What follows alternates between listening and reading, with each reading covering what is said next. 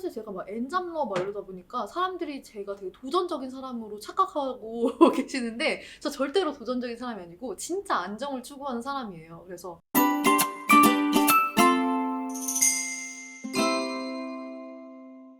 얼마 전에 또 인스타를 보니까 그 김진영 작가님하고 같이 뭐 책을 내셨던데 독립출판이시죠? 그게 어떻게 된 거냐면 제가 책이 없는 작가예요. 말이 돼요 그게? 그래서 저도 스스로 언젠가 책을 내고 싶다 이런 생각 되게 많이 했었어요. 그리고 출간 제안도 좀 많이 받았었어요.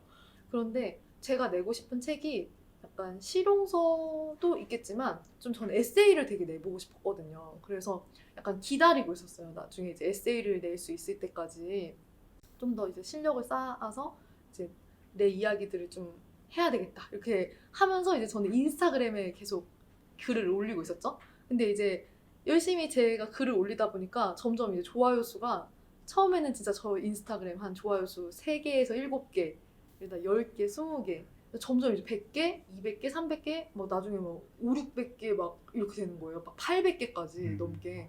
그렇게 하면서 이제 인스타그램에서 제가 그냥 조규림입니다라는 그런 에세이를 연재를 한 적이 있었어요. 7편짜리 연재를 했는데 제가 유튜브 채널 네이밍을 진짜 뭐 10번 넘게 바꿨단 말이에요. 그래서 그렇게 10번 넘게 바꾸다가 지금은 제 유튜브 채널 이름이 조규림 작가인데 그냥 조규림이 될 때까지 모든 그 수식이랑 그런 걸 다 버리고 그냥 저 자신으로 온전히 설 때까지의 그 과정들을 이제 에세이로 인스타그램에 남겼어요. 근데 이걸 보니까 사람들이 너무 재밌다고 하면서 막 전화가 오고 언제 또 다음 거 올라가냐 기다리고 있다 그래서 막 카톡 오고 전화하고 이제 약간 난리가 난 거예요.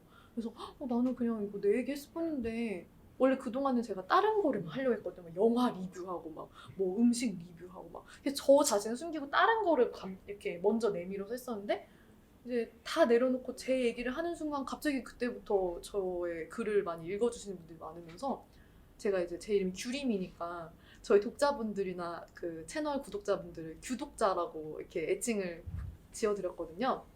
근데 그 규독자분 중에서 한 분이 이제 저의 에세이들을 모으고 모아서 이렇게 독립출판처럼 이렇게 책으로 만들어서 저한테 선물을 해주신 거예요. 이거 저는 책이 없는 작가인데 팬북이 오히려 먼저 생긴 거예요. 쉽지 않은 일인데. 근데 보통 이런 팬북은 이런 막 트와이스 분들 같이 이렇게 막 걸그룹, 막 아이돌 그룹 이런 분들이 보통 막 팬북 이런 게 나오잖아요. 그래서 지금은 너무 감사하게도 저의 책보다 팬북이 먼저 나온 그런 웹 에세이 작가입니다. 그 팬북 가격은 얼마인가요? 어, 그게 아직 제가 막 판매를 하고 있지 않고 그냥 그분이 저한테 2권을 만들어 주셨어요. 네네네. 제가 소장하고 있고 네. 저는 이제 에세이를 지금 집필하고 있고 이제 위즈덤 하우스라는 출판사를 통해서 오. 네, 대형 출판사죠. 에세이계에서 거의 1위인 출판사이거든요. 네, 그런데 이제 이 출판사에서 내년 상반기에 이제 출간이 됩니다. 아 그래요? 네. 축하드립니다. 감사합니다. 그 어쨌건 이제 퇴사하고 나서 지금에 오기까지 그 수익을 본인이 어떤 생각해놓은 기준이 있을 거잖아요. 내가 한 몇백은 벌어야 좀 안정적으로 살겠다. 그때까지가 얼마 정도 시간이 걸렸으며 그 첫 번째 엔잡을 했을 때 월급이 나왔을 때는 언제였는지.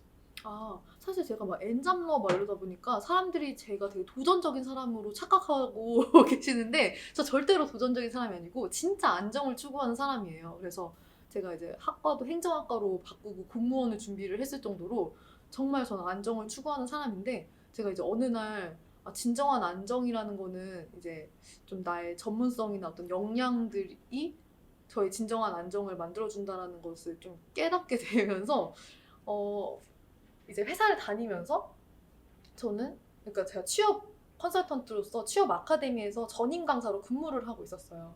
근데 근무를 하고 있었는데 이제 생각이 든 거죠. 좀 점점 하다가 이렇게 나중에 좀 작게라도 좀 독립을 하면은 좀 좋겠다 이런 생각을 하게 된 거예요. 그래서 그냥 원장님께 말씀을 드렸죠. 저는 좀 이렇게 약간 반 프리랜서로 좀 하고 싶다. 하루에 4시간만 일을 하고 좀 이렇게 일을 하고 싶다라고 말씀을 드리고 월급을 이제 좀 줄였죠. 원래는 막 10시부터 8시까지 근무하고 그랬는데 월급을 그냥 많이 줄이면서 반 프리랜서로 이렇게 먹고 살면서 내가 또 다른 거는 어떤 걸 할 수 있을까 막 알아보다가 데이 컨설턴트를 할 수 있다는 걸 알게 돼서 다른 학원에 데이 컨설팅 학원에 또 이렇게 걸친 거죠. 가서 또 배우고. 그렇게 하다가 이제 반프리로 열심히 살아가다가 이제 또 제가 원장님한테 말씀드립니다. 저 그냥 완전히 프리랜서 하고 싶습니다. 라고 해서 또 원장님께서 되게 성격이 좋으셔가지고 또 허락을 해주셨어요. 그래서 이제 완전히 또 프리랜서 강사로 또 근무를 하면서 이제 다른 고등학교, 그때 한양공고라는 고등학교에 이제 취업 동아리, 공무원 취업 동아리를 운영하는 강사로 제가 막 잡코리아랑 사람인을 막 열심히 찾아가지고 이력서를 막 여기저기 뿌렸었거든요. 프리랜서 강사 이렇게 해가지고. 그래서 이제 3다리를 걸치게 된 거예요. 취업 컨설팅 학원, 데이 컨설팅 학원, 그리고 이렇게 그 고등학교의 취업 동아리 강사 이렇게 3개를 같이 운영을 하다가 이제 어느 정도 내가 나가서 해도 되겠다라는 생각이 점점 들게 됐던 것은 이제 숨고라는 숨은 고수라는 재능 플랫폼에 고수로 등록을 하게 되면서 그때 이제 제가 시세를 그냥 학원에서 컨설팅을 했던 시세를 맞췄어요. 근데 사실은 이제 학원에서 컨설팅 하는 돈으로 이렇게 맞추면서 이제 몇 개 이제 컨설팅이 들어오다 보니까 그러면은 내가 이제 학원 컨설팅도 하면서 이렇게 개인 컨설팅도 하고 그러면 조금 좀 약간 원장님한테 좀 죄송한 마음이 좀 들기도 하고 그래가지고 솔직하게 원장님한테 또 말씀을 드렸죠. 그래서 전 또 유튜브 크리에이터도 되고 해보고 싶고 이런 뭐 매니지먼트, MCN 이런 것도 되게 해보고 싶고 좀 해보고 싶은 게 되게 많은데 제가 이제 좀 개인적으로 좀 활동을 하고 싶습니다라고 말씀을 드려서 퇴사를 이제 완전히 하고 제가 사실 처음에 바랐던 월급은 한 200만 원만 벌면 좋겠다 이런 생각을 해서 네 그렇게 네, 이렇게 여러 가지를 하다가 단풀이 프리랜서를 거쳐서 완전히 독립해서 1인 기업을 창업하게 된 거죠. 그 걸린 기간은 몇 년이에요? 아 그렇게 네. 이렇게 걸린 기간이 한 6개월 이상 됐을 것 같아요. 빠르시네. 네. 그럼 근데 이제 약간 마음 먹고 막 그거를 생각하고 이런 건 거의 1년 넘게 걸렸죠. 네. 전체 건 총 기간 1년으로 잡으면 되는 거예요? 약간 제가 6개월이라고 근데 잡아도 될 것 같아요. 네네네. 그러면은 이게 그 보통 회사들은 겸직 금지 조항이라는 게 있잖아요. 근데 이제 처음에 다녔을 때 대기업 쿠팡이었나? 그렇죠.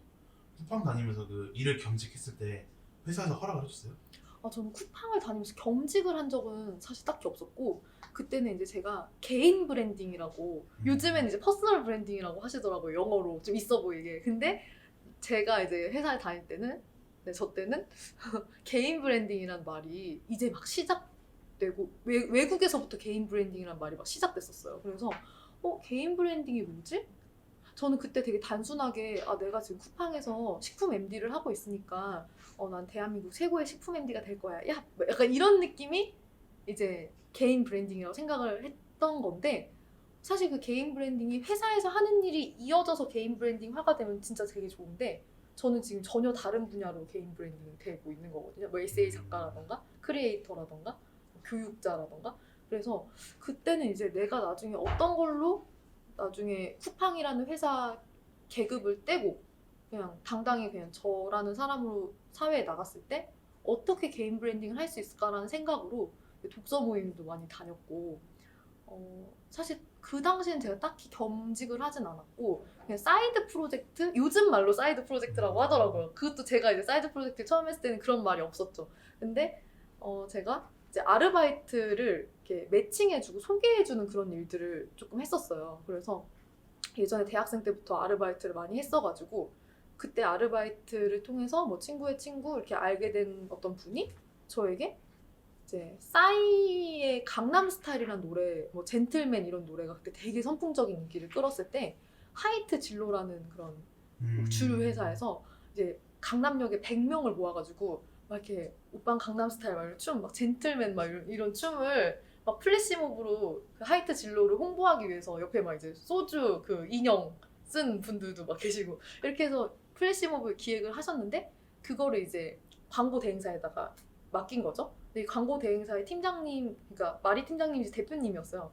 근데 그분이 이제 100명을 구하려니까 너무 힘든 거예요. 갑자기 100명을 막 며칠 안에 구해야 되니까 힘들어서 제 친구한테 너 주변에 혹시 이렇게 사람 좀 잘 구해줄 수 있는 사람이 있냐고 해서 그 친구가 저를 소개를 해준 거죠. 근데 제가 그냥 소개를 해드리려고 했는데 제가 이제 회사를 다니면서 그냥 소개를 해드리는 거는 너무 좀 힘든 거예요. 저도 회사 일을 해야 되는데. 그래서 제가 그랬어요. 얼마씩 줄 수 있냐 그 한 분당. 근데 2만 원씩 줄 수 있대요. 예산이 되게 적은 거예요. 막 이렇게 가서 춤도 춰야 되고 이러는데 2만 원인 거예요. 그래서 제가 그러면은 딱 30%를 나한테 떼달라. 근데 6천 원은 내가 가져가겠다. 할 수 있냐 했더니 맘대로 하래요. 상관없대요.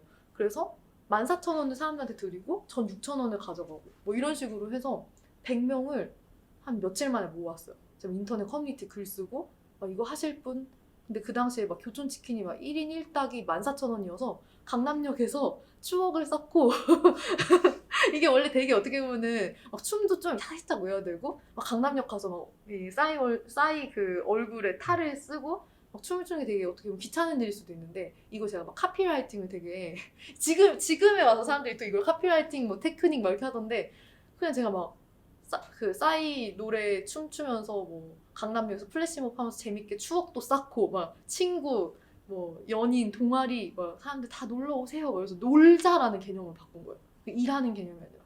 그래서 그거 끝나고 나면은 회식도 이제 부대찌개집이나 이런 데 시켜드린다. 그리고 1인 1닭 할 수 있는 돈도 지원해드린다. 그러니까 완전 재밌게 놀아라. 이렇게 해가지고 사람들이 갑자기 재밌어 보이니까 막 신청을 한 거예요. 그래서 10명씩 단톡방을 10개를 운영을 해가지고 막 이제 이거 춤 외워오세요. 막 이렇게 해서 이제 여기 강남역에서 모일 거예요. 해서 모여서 제가 막 은행 가서 미리 돈 다 바꿔가지고 14,000원씩 다 드리고 이렇게 해서 그때 제가 6,000원씩 100명이니까 60만 원을 벌었어요.